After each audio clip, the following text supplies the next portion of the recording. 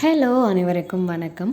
So என்னோடய evening routine என்னென்னு பார்க்கலாமா? அது இது நேற்று ஈவினிங்கோட மினி விலாக் தான் இது. ஆக்சுவலி நேற்று என்னென்னு தெரியல, ரொம்ப சிவியரான ஒரு ஹெட்டேக்கு. என்னால் டின்னரே பண்ண முடியல.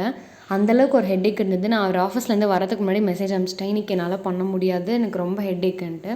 ஸோ அவர் வந்த உடனே ஓகே இன்றைக்கி நான் பண்ணுறேன்னு சொல்லி குதிரைவாலி அரிசியில் கிச்சடி பண்ணி கொடுத்தாரு.